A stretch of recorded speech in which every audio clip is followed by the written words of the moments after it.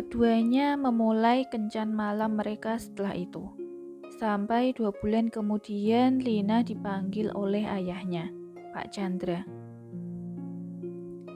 "Lina, kamu akan berusia 19 tahun tahun ini. Sudah waktunya kamu menikah. Umur Bapak juga tidak akan lama lagi. Bapak memutuskan untuk menikahkan kamu dengan Hendrik. Pernikahanmu akan dilangsungkan minggu depan. Jadi persiapkanlah dirimu ya nak." Suara ayahnya terdengar lembut, tapi lebih terdengar seperti instruksi baginya. "Maaf Pak, tapi aku tidak bisa menikah dengannya."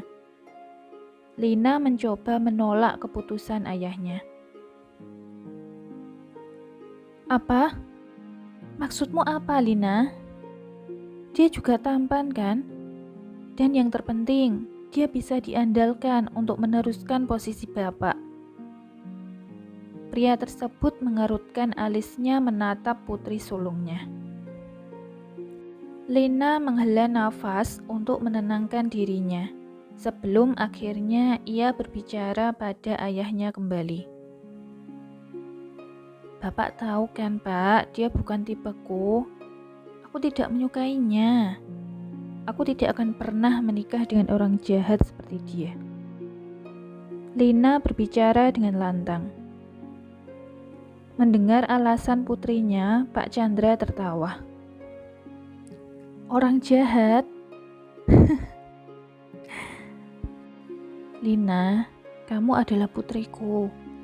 Dan kamu juga tahu kan apa yang dilakukan bapakmu ini?" Dengan memutarkan bola matanya, Lina berkata kembali dengan santainya. "Pak, aku tidak peduli. Pokoknya aku tidak menyukai Hendrik. Aku tidak akan menikah dengannya. Tidak akan, titik." "Kamu ingin membantah Bapak?" Pak Chandra menatap putrinya dengan tatapan menakutkan kali ini. "Maaf Pak, tapi aku tidak ingin menikah dengan seorang mafia." Lina masih berpegang teguh pada pendiriannya. Terbakar api kemarahan di dalam dirinya, Pak Chandra berteriak.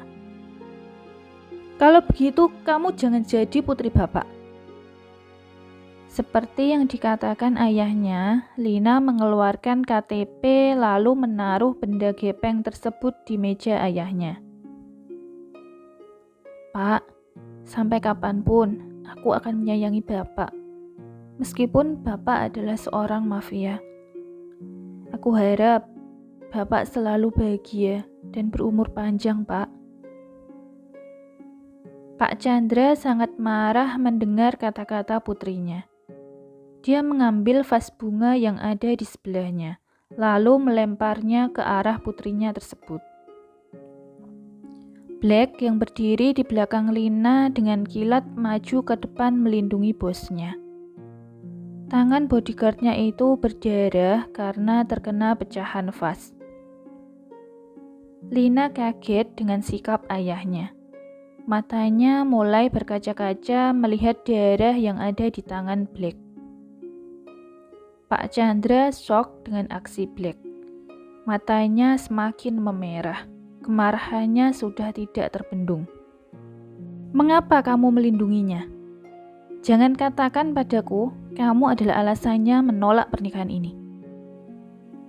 Tanya Pak Chandra dengan nada yang keras.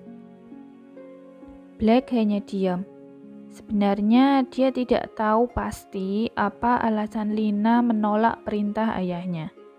Yang dia tahu mereka sudah bersahabat sejak kecil dan tidak memiliki perasaan lebih dari teman. "Pak!" Lina berteriak. Air matanya sudah tumpah ruah. Hatinya sakit melihat sahabatnya terluka karena dia. "Katakan padaku, apa pemuda ini yang telah membuatmu menolak Hendrik?" "Tidak, Pak." Lina menatap lurus mata ayahnya. Pak, mulai hari ini aku bukan putrimu. Kalau Bapak berani menyentuh orang-orangku lagi, lihat saja apa yang akan kulakukan. Setelah berkata demikian, ia menoleh kepada Black yang masih berdiri di sebelahnya. Black, mulai sekarang kamu tidak perlu mengikutiku. Aku bisa menjaga diriku sendiri. Tapi Nona, sebelum Black melanjutkan bicaranya, Lina memotong kata-katanya terlebih dahulu. Tidak perlu khawatir, Black. Aku memiliki seseorang yang akan menjagaku. Lina membalikkan badannya dan keluar dari ruangan tersebut.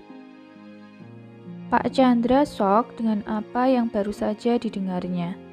Lina keluar dari rumah tanpa 1 sen pun di sakunya dan tanpa KTP. Dia berjalan kaki menyusuri jalanan kota pahlawan hari itu.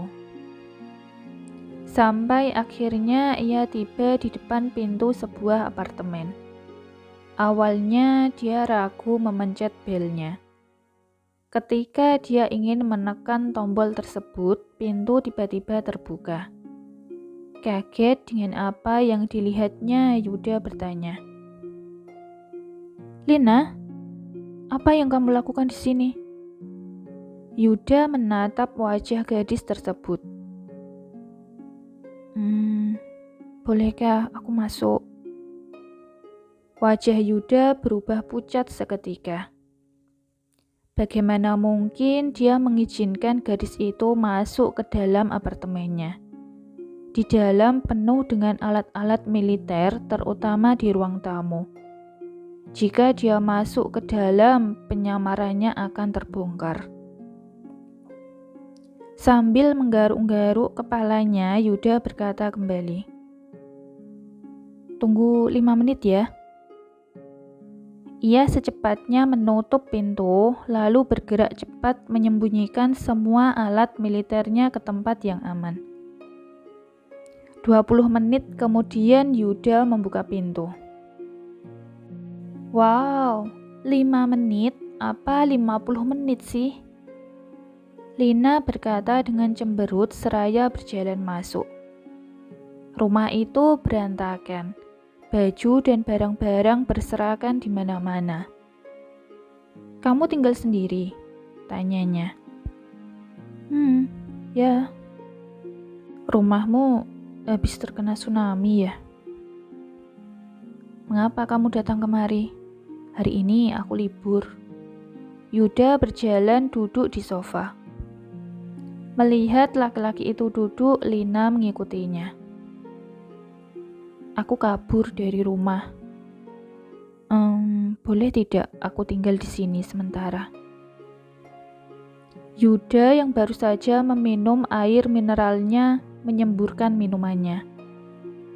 "Apa?" Matanya menatap lurus gadis itu. "Tenanglah, mereka tidak akan menemukanku di sini." "Tidak, aku tidak bisa membantumu, maaf."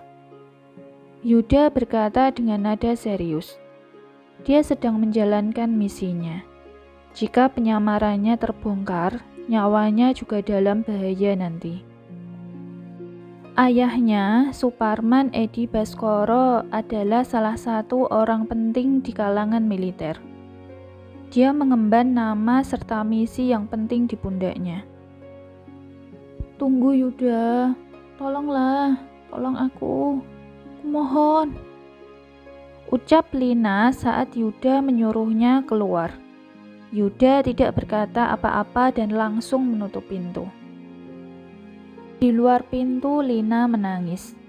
Dia tidak tahu harus pergi kemana. Dia tidak memiliki kenalan satu orang pun. Ia berdiri di sana sampai berjam-jam.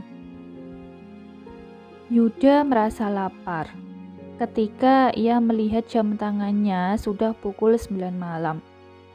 Dia berjalan membuka kulkas, tapi tidak ada sesuatu yang bisa dimakan. Dia menutup kembali kulkas tersebut, lalu mengambil kunci motornya. Saat membuka pintu, dia mendapati Lina masih berada di depan rumahnya. Gadis itu duduk bersender di tembok. Merasa kasihan, Yuda membangunkannya. "Hei, bangun. Mengapa kamu duduk di sini? Ini sudah malam. Sebaiknya kamu pulang ke rumahmu."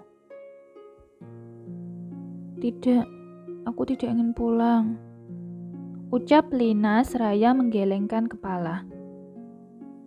Yuda menghela nafasnya, kemudian melihat ke jam tangannya. "Kamu lapar tidak? Mau makan?" Lina mengangguk. "Baiklah, ayo." Yuda membantunya berdiri dan mereka berjalan menuju ke area parkir. Lina terbengong ketika Yuda memberinya helm. "Apa ini?" "Pakailah, ini untuk keamananmu." Yuda membantu Lina memakai helmnya. Mereka tiba di sebuah rumah makan di pinggir jalan tidak jauh dari apartemen Yuda. Mereka memilih tempat duduk di pojok. "Mengapa kamu kabur dari rumah?" tanya Yuda. "Untuk menyelamatkan nyawaku pastinya." "Nyawamu?" Yuda mengernyitkan alisnya. "Bayangkan, siapa yang ingin menikah dengan mafia? Iya kan? Aku akan menikah dengan orang yang kucintai." Ucapnya sambil menikmati makanannya. "Lalu, mengapa kamu tidak pergi ke rumahnya?"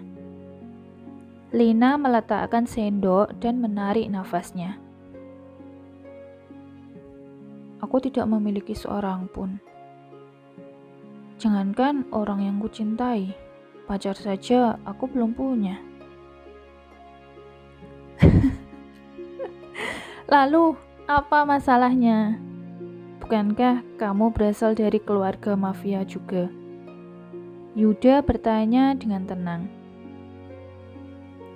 "Aku tahu ayahku adalah orang jahat. Tapi semua yang dilakukannya tidak ada urusannya kan denganku. Aku ingin hidup normal seperti orang biasa. Dan juga Hendrik itu seperti monster. Aku benci dengan dia." "Hendrik? Ini berita yang buruk. Kepalanya saja hampir mencapai 1 miliar. Batin Yuda. "Memangnya apa yang sudah dilakukannya sampai kamu membencinya seperti itu?" "Mendekatlah. Dia berusaha beberapa kali. Kalau tidak ada Black, aku tidak tahu apa yang akan terjadi denganku. Tidak ada yang percaya dengan ceritaku. Hanya Black satu-satunya yang percaya denganku." "Apa?"